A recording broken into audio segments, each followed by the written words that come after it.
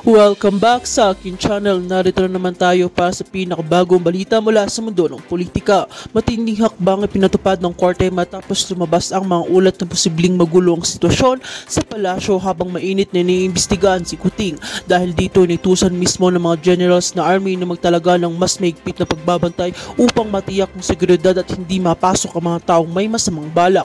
Ayon naman sa mga opisyales, hindi maaaring pagsawang bahalang posibilidad na magkaroon ng kaguluhan lalo na't kaliwat kalan ng mga revelasyon laban kay Kuting. Kaya naman ang pinakamataas na antas ng seguridad ang pinapairal at ang palasyo ay binabantayan ng mga sundalo 24/7 para matiyak na walang puwesang magtatangka na guluhin ng investigasyon dagdag pa ng korte. Ito ay bahagi lamang ng mas malawak na plano upang protektahan hindi lang ang mga opisyales kundi pati na rin ang mamamayan laban sa anumang destabilization.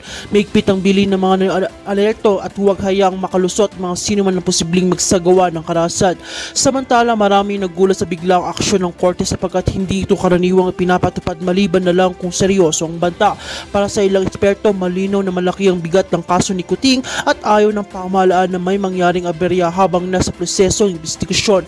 Sa hanin naman ng mga mamamayan, hati ang kanilang reaksyon. May mga natuwa dahil ramdam nilang seguridad, ngunit mayroon din nagdududa at nagsasabing tila sobrang ginagawang proteksyon na para bang may tinatago.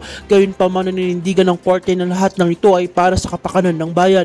Patuloy pa rin lumalabas sa mga bagong impormasyon laban kay Kuting na mas mapapainit sa usapin. Kaya naman pinapayuhan ng korte ang lahat ng opisyalis na silbihan na manatiling kalmado at maghintay sa final na resulta ng investigasyon. Sa ngayon manatiling bantay sarado ang palasyo. Hindi biro ang kautusan ng korte at malinaw na pinapakita nito na walang sino man kahit si Kuting ang higit pa sa batas. Ang tanong lamang ng bayan hanggang saan hahantong ang investigasyon at sino pa ang posibleng madamay sa mga susunod na araw.